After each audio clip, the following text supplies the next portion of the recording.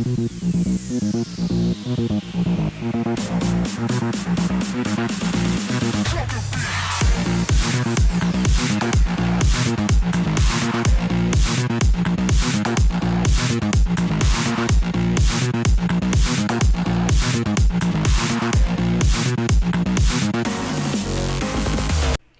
is up, YouTube? HB here from HB Juicy Brew, and today I'm going to be showing you guys my take on Zinnia's Valley's Voice, the lead pop star of a deck I call an offspring of Abstergo Industries.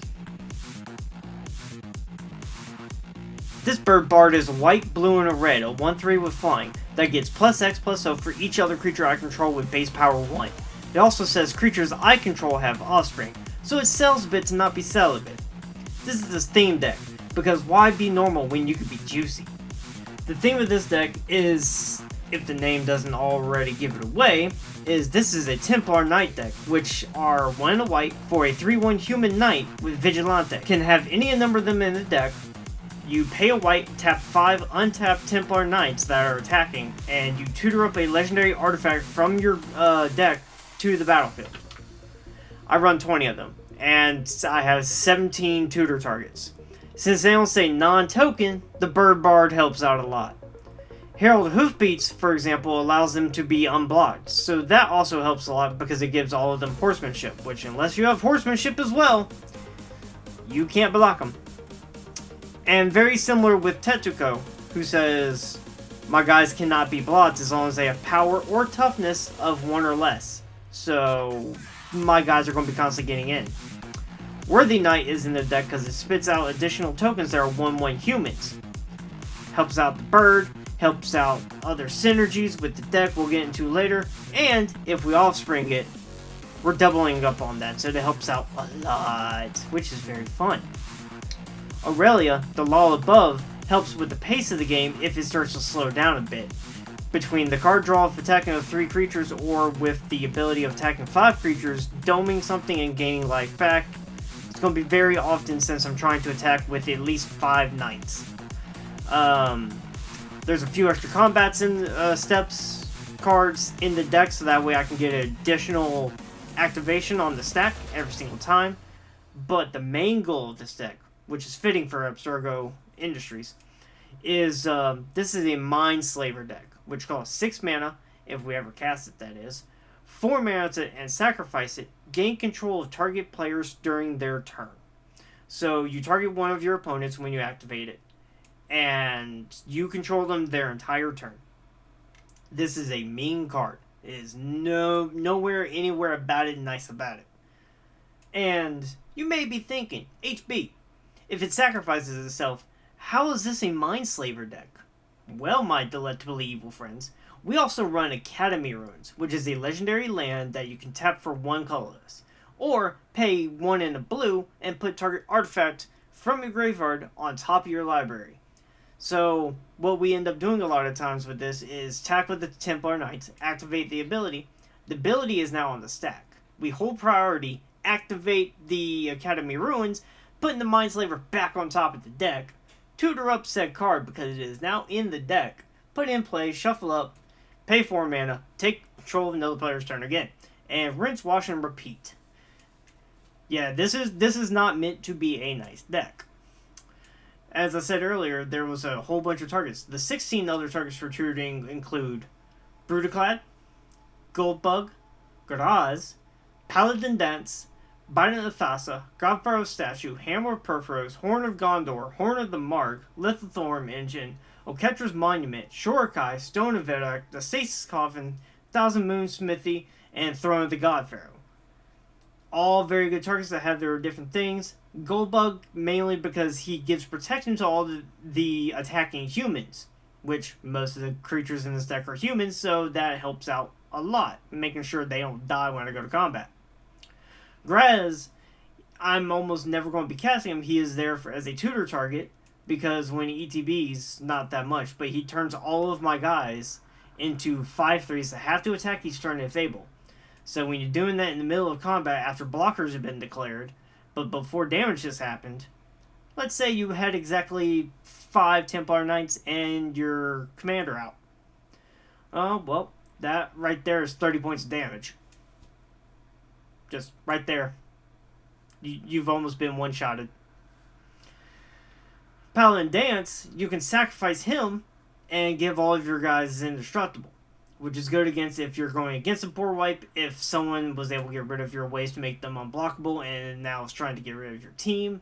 Also another target for the Bion Fossa, you just play into play before damage is dealt so you can draw a bunch of cards at once if you haven't already cast it. Garfarer statue, it slows down your opponents by making all of their spells cost 2 more to cast. And at the beginning of your end step, they each lose 1 life. So it just means to slow your opponents down only while you're attacking in more often because you have to be an aggro deck. Hammer Perfrokes gives everybody haste, so that way if you're casting a handful of knights to get the offspring triggers, but to get your own number up to 5, you can just swing right in after that. Horn of Gondor makes a human, and then you can pay 3 and tap it, and you make X11 humans, where X is the number of humans you control, which again, feeds your bird. There's a saying in Modern that we all know very well, or the old heads do. It will apply to this deck. It is the term bolt the bird, because they're going to be killing your bird.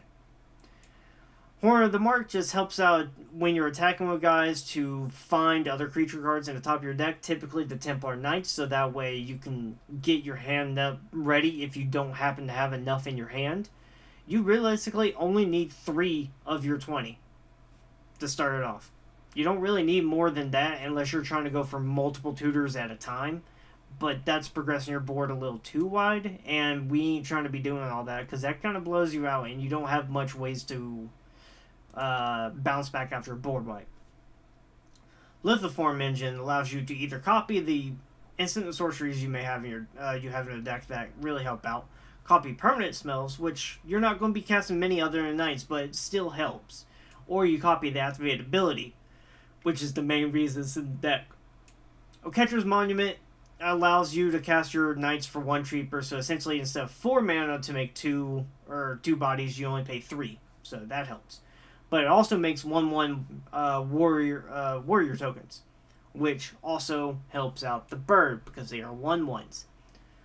Shurikai is just, it makes 1/1s and it draws you cards, so it really filters out the cards.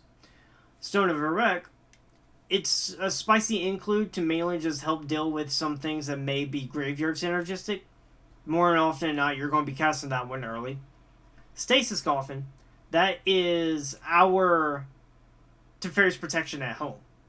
Thousand Moon Smithy just makes guys, and it just helps feed everything else because they get +1+ their power and toughness is equal to the number of creatures you control and artifacts, I believe. Throne of the God Pharaoh, since you're going to be tapping a lot of your guys to activate the abilities or swinging them in for their combat stuff, they're going to be tapped.